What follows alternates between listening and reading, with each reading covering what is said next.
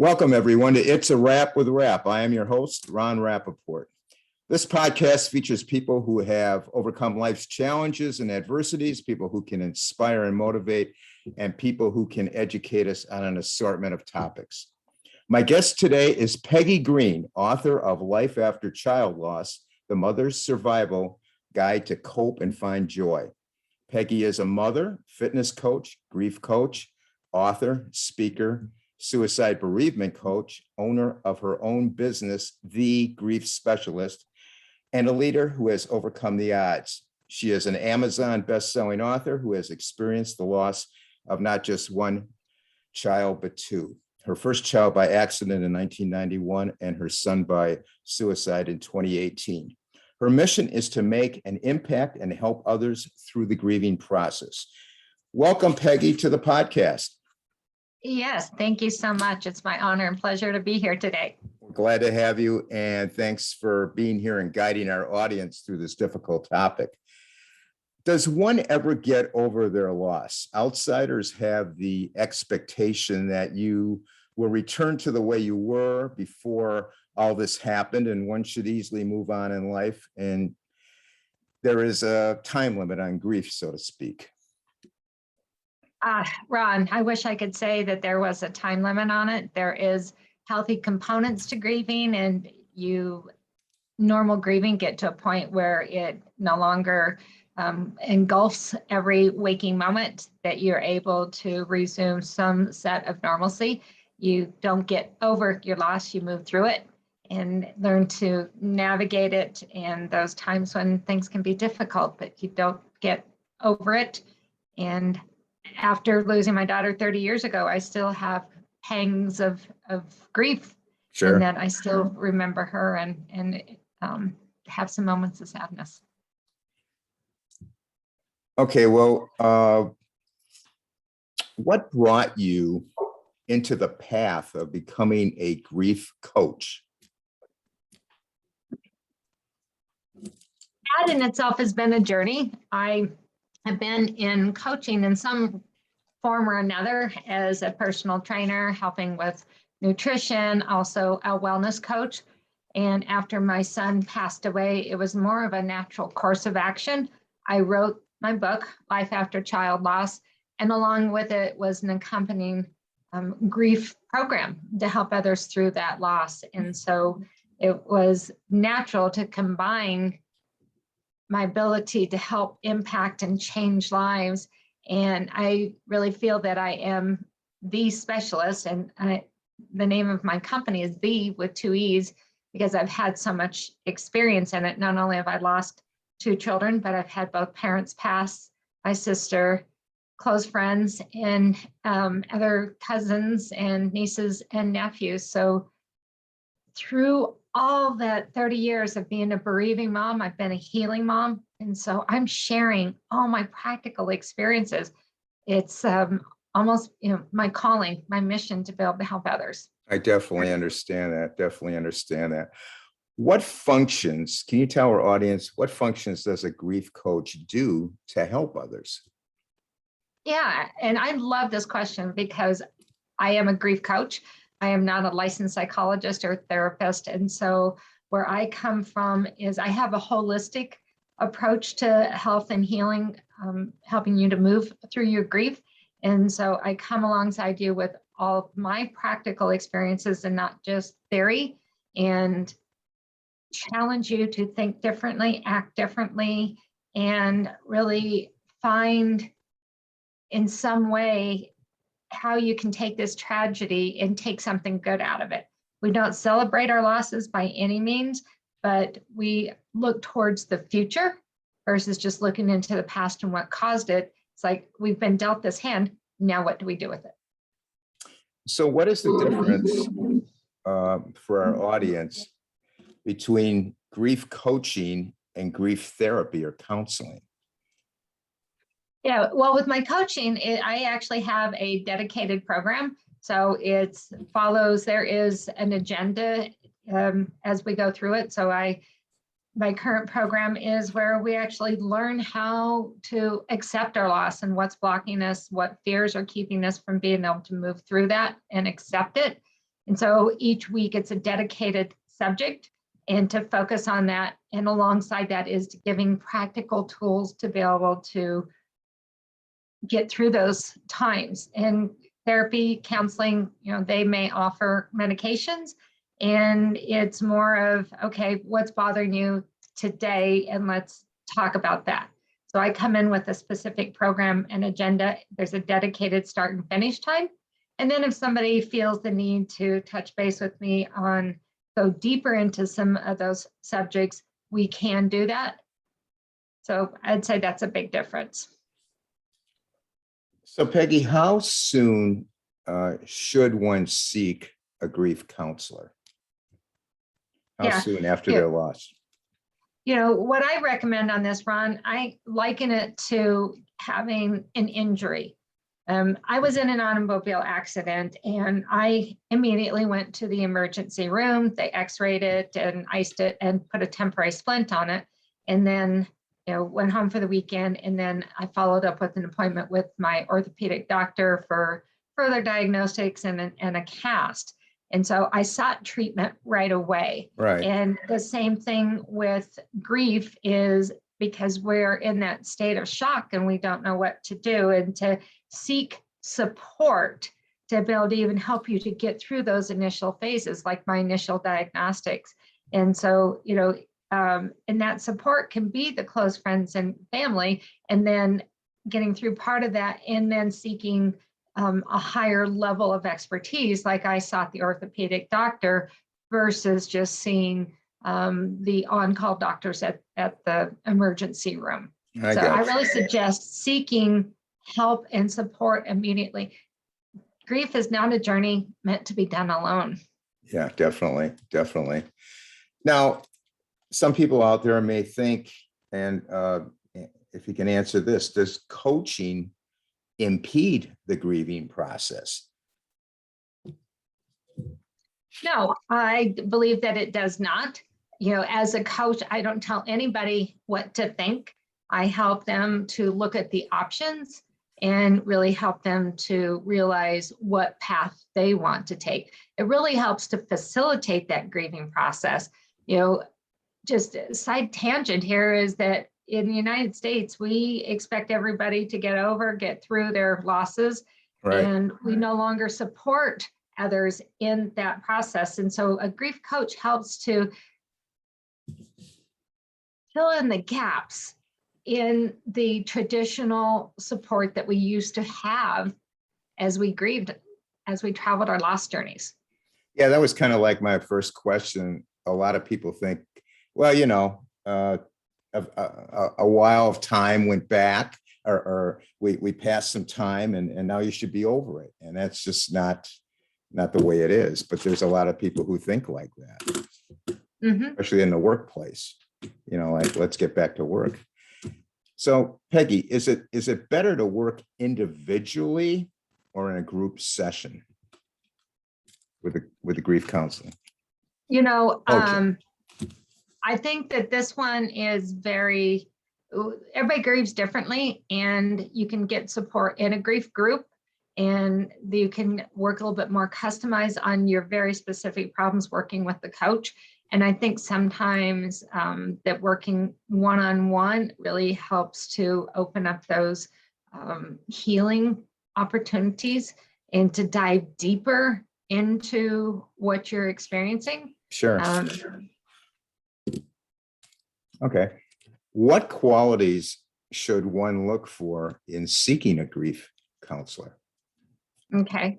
Yeah. So as a grief coach, I really recommend whether it's a counselor or a coach, I recommend 3 things to evaluate when you're looking at. One is, what kind of experience do they have in helping you through your circumstances? So in my case with child loss, I've been through it twice, so I know what that journey is like. So that question is, what kind of practical experience do they have? Second is, so the tools and techniques which they recommend, are they ones that they have personally used and experienced and found that they worked? And my answer to that is absolutely yes, because everything I recommend is something that I have personally done and know that it works. and evaluating that and knowing that it's a combination of things. It's not a one and done or one size fits all, but using multiple tools and resources. And then the third one, how passionate are they about doing this? You know, what is the reason why they're there to help you? And as for me, with my loss 30 years ago, there wasn't support. I had my mom and my sister, but as far as books or grief coaches, grief counselors, that wasn't available. But yet I traveled it and felt so alone. So I'm Right. passionate about keeping others from having to do it, travel Right. this road by themselves. You had that difficult path. You don't want anybody else having to go down that road. That's absolutely. So those 3 points. Okay. Practical experience, tools and techniques, and how passionate is that grief counselor? Is grief Yes. counseling available for groups such as, say, families, or maybe there was something that happened in a classroom and a group of students need it? Is that available? That is available. That's not one of my specialties, but it is available. And if you find as a community or group, family or classroom, that's definitely a very common experience. And to be able to process that together, I think is very helpful, because sometimes, you know, just like I was mentioning, you know, characteristics of finding a good grief coach is like, well, what's their common ground in doing that in a group setting so that you gain the support and the encouragement from others. Now, my word of caution when it comes to groups, though, is that you have participants in all levels of their grief. Some Yeah. of those who are able to accept and want to be able to move forward and understand what it takes to be able to live a fulfilling life, and then others who cannot, will not accept it and continue to tear the bandage off, relive their pain, and stay in those circumstances. So, you know, if you're in a group, be mindful that you want it to be a group where everybody is moving forward. Yeah, definitely. Definitely. You don't want anybody holding you back. How can a friend, for instance, steer someone to a grief counselor without offending the grieving person? Mm-hmm. Yeah, you know, I think definitely knowing the person that they're referring to. So not just saying, hey, I saw this person on, you know, the internet, and I think that they'd be a good person. Knowing what characteristics and style. So if somebody were to refer me and say, hey, you know, Peggy's walked this path with child loss twice, and she understands, and really sharing with your friend from your heart and saying, you know, I love you, I care about you. I cannot fully relate because I haven't lost a child. And I see that your pain is very difficult, and maybe consider talking to this person who has been through it and just see how they can help you. Yeah, yeah, that's a good approach. How has COVID affected the death and the grief paradigm process? For example, rage. You have a lot of anger out there, loss of livelihood, loss of the home, separation. How do we address all the loss and grief since March 2020? And do you address those types of loss other than death? Yeah, well, you absolutely nailed it, that there are so many different types of grief. I mean, that's relationships, loss of life, loss of income, loss of job, loss of freedoms, Right. as we've been quarantined. And so the losses had really manifested themselves with COVID, and it has added a new depth, a new layer to what we're going through. We've seen an increase of suicide rates because of the isolation. And so that has been so much greater. Now, grief is grief, you know, when you lose something. I mean, even if you were to have a pet pass away, because people have those close relationships with them, you know, to process that loss is the same type of steps where you accept it and what keeps you from moving forward through it, and then learning the tools and techniques to do it. So, I really believe that we all experience some type of grief, and you can use the same sort of tools. Now, personally, I work with loss of life, and more specialized with children, and even more so with those who've lost a child to suicide. So tell us about the multiple physical symptoms of grief. Can you explain to us the two types of grief, normal or complicated? Yeah, this is one of the things that I bring to the table as I mentioned, that I brought together personal training and nutrition and a holistic approach to the healing process. So many times grief counselors only work with the mind and mental and emotional. And I work with physical, mental, emotional, and spiritual in looking at the whole body. And, grief can manifest itself physically in so many ways. Right. It can manifest itself into weight loss, weight gain, insomnia, headaches, gut issues, arthritis, joint pains, lack of sleep, difficulty breathing, indigestion, and even the onset of new illnesses that were not diagnosed prior, new diagnoses of autoimmune diseases, or even cancer, because through grief, and it's a stressful time, that our body starts to produce extra free radicals. And if we're not taking care of those, free radicals are responsible for illnesses and the breakdown of our immune system. Sure. And if we do not protect our bodies against those extra free radicals, then we open ourselves up to those diseases and malfunctions of our body.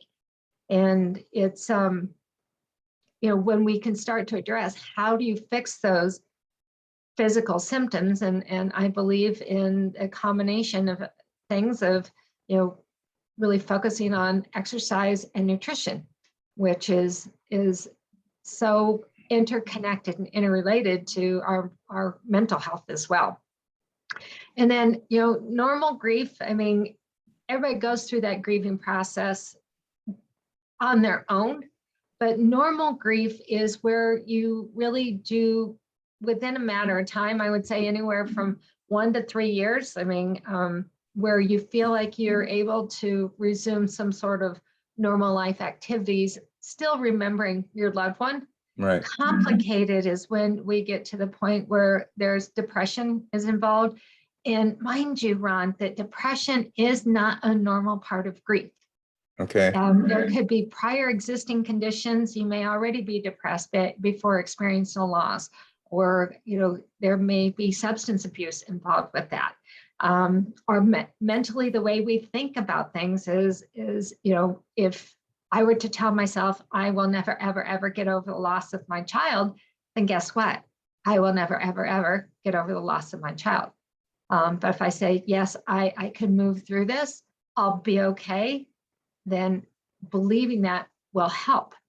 And so, we want to be mindful that there's the normal grief, but also understand this is part of life and death. It's the circle of life. Right. And that we just need to understand that it happens, and that it's normal, and it's a skill. It really is a skill to learn how to grieve. And it's good you mentioned that depression is not a normal part of the grief process for our audience. So if somebody's out there and they're noticing that, and you suggest what? Get them, see if you can get them some help. Let them know. Yeah, if somebody is at a point where they can't get out of bed, they're crying 24/7. Right. That they have ideation of joining their loved one, either what it would be like to join them, or even suicidal ideation to expedite that process. Lack of energy, lack of self-care, lack of any type of motivation. Well, those are some common signs and symptoms of depression, and it is recommended to seek some help. However, this is that tough point, Ron, is like, well, when somebody's depressed, they don't realize that they need help. Yeah. And that's where having somebody else, and this is somewhat like you asked about a person who wants to help a friend or a family member who is going through loss, depression is that same thing. It's like, I see this happening to you, and this is what I recommend, and offering to go with, etc. Being that, doing these acts out of love and kindness. Yes. Yeah. It has to be out of love and kindness, and not some harsh words or, trying to force somebody to do something. Now, you wrote in your book that if grief is not processed, it can come out sideways. Can you explain what you meant by that? Yeah, absolutely. So that even comes out like in our physical, as we've discussed, but even long term, having those impact of at a later point not being able to handle stress, lack of motivation,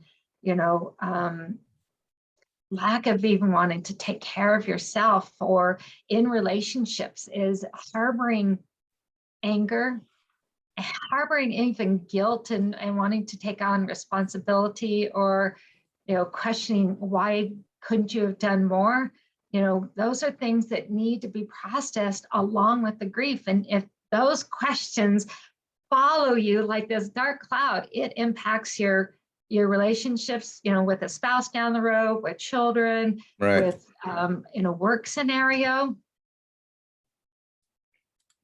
So, Peggy, let's discuss the subject of your book, Life After Child Loss, the Mother's Survival Guide to Cope and Find Joy. Now, it's terrible. People are in the position of losing a child. Nobody expects to be in this place, and nobody expects a child to pass away before them. It's just not the order. Tell us, why do parents feel guilty about what happened when they lose a child? Well, just like you mentioned there, that, we have past 75 to 100 years, American culture, we have come to expect that children outlive us. And this is so based on advances in medicine, where we have premature children being born and being expected to live, or that there's no accidents, there's no childhood diseases. We've come to, as a society, to expect this. And when that order is disrupted, then it impacts a grieving, a mother who thought that they would die before their child.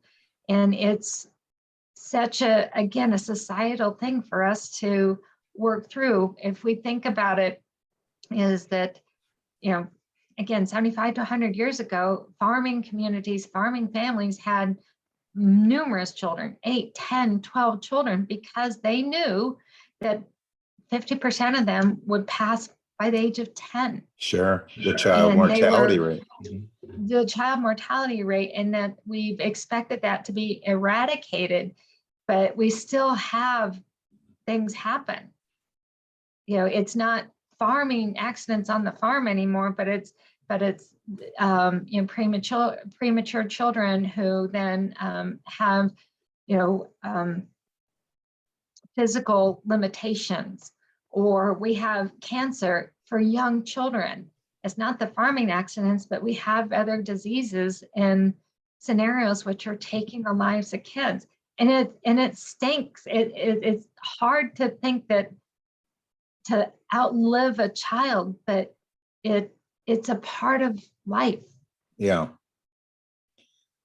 Can you explain to us the elephant in the room concept when it comes to dealing with discussing a child who has passed? Can you discuss that? Yes. With that one, Ron, with my first child, she was 9 months old when she passed. And my in-laws had a small little decoration that was an apple tree with the names of all the kids on that apple tree. Right. And other grandkids, and then my additional 3 children, when we would go over to grandma's house, she would pull Courtney's name, my youngest, off that apple tree, because the kids got older, that they could read. Now, my kids didn't know about it, but the cousins did. And big piece of that is because their dad was not open to sharing with his own children that there was a sister, an older sister. And that conversation, I actually shared that with my kids. It was a process. But when we would go to events, then Courtney's name wasn't brought up, and people were afraid to speak about her because it would upset her dad. And if my other children are around, it was that hush hush thing. And so many people are uncomfortable talking about the loss of a child. Yeah. They don't know what to say. They're afraid they're going to say the wrong thing. They don't want to hurt you. They're thinking that they're going to make you cry. But again, it's teaching them how to get through that and what to say. And even it's like, I don't understand, but I'm here for you. And I'm sorry that Courtney died. Or, you know, I was around her. I remember when she did this, and when, you know, she was laughing and giggling, sharing a story. So there are ways to help a grieving parent and eliminate that elephant in the room. I also suggest that the parents who are experiencing loss share, you know what, Ron, I know you knew Courtney. What was your favorite story? And encouraging others to be able to break that elephant in the room. So I believe it's also placed on the bereaved to be able to bring that subject up. Yeah. I mean, if they don't hear about, if people just ignore it like it never happened, it probably doesn't make them feel very well. I can imagine. No, it doesn't. And what happens a lot of times too, Ron, is that, you know, if we were to be talking and especially like, you know, if I first met you and we got to talking about my loss, so many times the reaction is like, oh my gosh, you may reflect on yourself and go, wow, I can't imagine that. And you start thinking about your own children. And it really throws people into a different way of thinking as well. So being prepared for the different scenarios and where your children are discussed, where they're brought up in conversation, and how much to share each time. Right. So how does one answer the question, how many children do you have when a child has passed? How do you answer that question? Well, that was a great segue. I had no idea that was the next question, but when I said on different circumstances, so let's say you and I meet in the grocery store and we're talking in the checkout line and just casual conversation. Oh, Ron, yeah, you live close to me. How many children do you have and how old are they? And then you may ask me the same. And I may say, I have 4 children, you know, 3 girls and 1 boy, and may drop that. And, you know, I may not feel it necessary for me to say, yes, I have a 9-month-old who died 30 years ago, and I have a 24-year-old who died in 2018, because I think it impacts, you know, how ready somebody is to that conversation. So many times I really state what I'm comfortable with, that I have 4 children, and the fact that I have 2 in heaven may not always be in that first conversation. There's been numerous times where I've met somebody, mentioned that, and then months, you know, sometime later, it comes up that have 2 kids in heaven. But that's now based on more of having more of a relationship rather than just a casual conversation in the store. Right. So it's going to vary in terms of being prepared. comfortability. Yeah. Yeah, you know, for somebody, that's one of the ways I coach them is these are the different scenarios in which these questions are going to come up. So how do you want to answer those questions? Right. You know, in helping them, because I think for me, I call it a need to know basis. Yeah. Need to share basis. Yeah. And so I help them to formulate responses for different scenarios. Very good. What thoughts do you have for people to do on the birthday of the deceased child? I know that must be a tough day. That is a tough day. And I can compare the two of mine because Courtney didn't make it to her first birthday and Connor had 24. And so what I've done is, in a variety of different ways, is recognize them. I personally have not thrown birthday parties. I've gotten together with friends and family to acknowledge and recognize them. But others, I have seen that they have just thrown full blow-on birthday parties for them and to celebrate and acknowledge and memorialize them. So it's, again, what you're comfortable with. And there's so many different ways that you can do it. So I offer those options to what makes you feel comfortable. Now, one of the biggest things I have found, though, regardless of what you do, is knowing what you're going to do. And by planning, even if it's planning to do nothing, that you can anticipate that day's coming and what you can do with it. Right. No right or wrong answers. It's just what feels best for you, what fits into your mode the best. How can a grieving parent prevent from idolizing the deceased child and making family survivors uncomfortable? I've seen this where somebody will pass away and they're just put up on a pedestal. And can you talk about that at all? Guilty as charged. And I realized it, though. And this was after my son died, is that I was all about starting the memorial foundation. I was going to have a plaque put up on my wall. I had a name picked out for that, and everything was about him. And something that I realized is that he was not a saint. He was a 24-year-old young man that had his faults. And while I was memorializing him, I was forgetting his sisters and those who were left in the land of the living. And it was a shocker to me because I was like, this is not right. And I loved and grieved for my son, but I also needed to love and live for my daughters. And it's, to me, memorializing them in such a way that it's healthy, that you can live through things and that you're still not engulfed in your grief. And every single waking moment is about the deceased. I think that there is that point where you can just memorialize and idolize them, but they weren't perfect. And so what I do is remember his imperfections and just really say, you know what, this is my son. This is who he was. He wasn't perfect. And I love him for who he was and what he did, but I need to live for those left behind. Yes, makes perfect sense. What advice do you have for married people going through the process of losing a child to prevent their marriage from unraveling? I love that question. It's interesting because with Courtney, the pastor who did her memorial service advised her dad and I that 50% of marriages do not survive the loss of a child. I am divorced, and I don't believe that the loss of Courtney was the main factor. There were contributing factors, but as we mentioned earlier, how grief can come out sideways.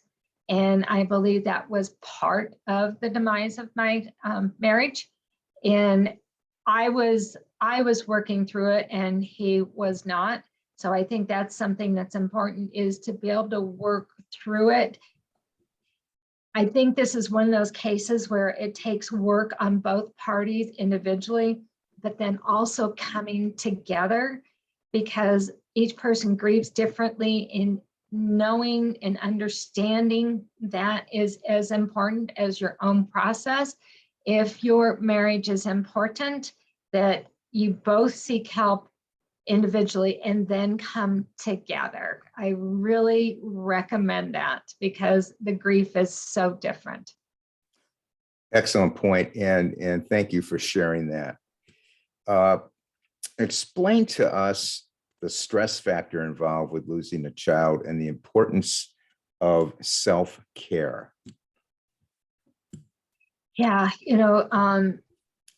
like we talked about with the physical manifestation and the stress with it is, it depends on where you are in your life cycle in having children. I mean, Courtney was 9 months old and my first child, and we had already had planned on having other children. So they weren't replacements, but they were already in the plans. And then Connor was 24. And so there was no more to be had. And so the stress of being able to manage my grief and the complications of any physical manifestations of it, it's so important to be able to work through that and take care of yourself. And then the second part of your question, Ron? The importance of self-care. Maybe you could touch on some important things people can do. Yeah, absolutely. Yeah, so self-care covers so many, aspects of it. And this is where I teach the interconnection in the relationship, is with, like, let's just take exercise for an example in your mental health. Well, exercise produces positive, good endorphins, right, which helps with the mental state in helping to eliminate such negativity and can even circumvent depression because of those endorphins. It gets your heart rate going when you exercise, and that's good for your body.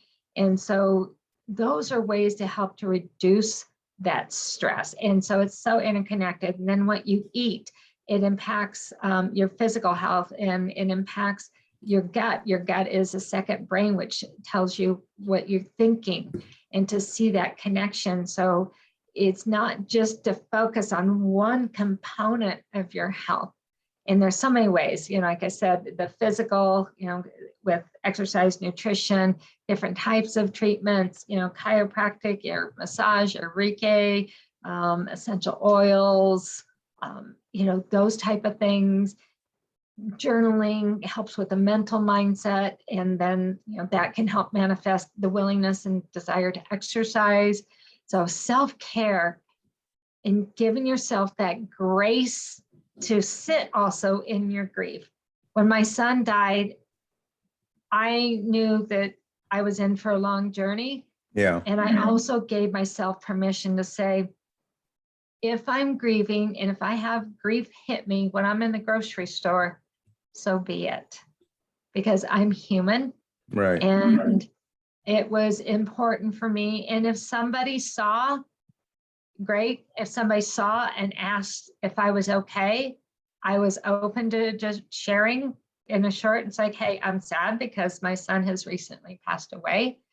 And, if need to, I've left, or I was able to take a few deep breaths and give myself that grace and to finish my grocery shopping.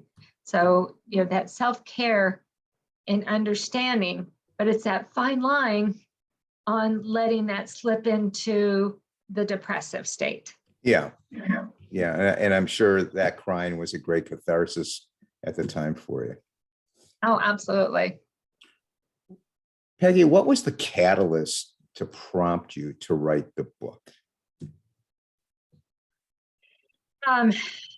Yeah, so I spent the first year on Facebook sharing my journey, my process, and so my post included things from how I was feeling to the depths of my grief and what I was feeling. But along with that, I would also, it was more of a natural process, included, this is what I'm doing. This is how I'm thinking differently. Hey, I exercised my way through this, or I journaled my way to think about this and gain clarity, or I started thinking about this differently. So as I continued to blog on Facebook for a year, I was encouraged to write a book. And honestly, Ron, I thought it would be so easy. I would just take all my Facebook posts, slap it in a book, and I'd be done. Not so That was easy, I'm not sure. but that was not the case when I actually got to working with a publishing company. Like, no, that's a great something you can put on your website, which is on my website, the first 365 days. Yeah. And you can see my journey with that. But I was encouraged by others in knowing that I was helping them in their grief. And so when I put it together in my head, it's like, oh, these are the steps, these are the tools, this is what I've done to make it through this loss. So that's where that one came. And that one has a lot of the things. There's so many questions with a newly bereaved person. And I'm actually working on another book with the 4 cornerstones of healing, where I talk about more of those health dimensions in using those tools. Because when I look back, this is what makes me me, is that I've exercised and I've believed in nutrition and the way I think. That has been my foundation as well, and to be able to share those. So it's the holistic approach as well, going into a little bit more depth on the 4 health arenas than my first book does. Well, you just answered my next question, which was, do you have any future plans to write another book? But the second part of that question is, what excites you the most going forward?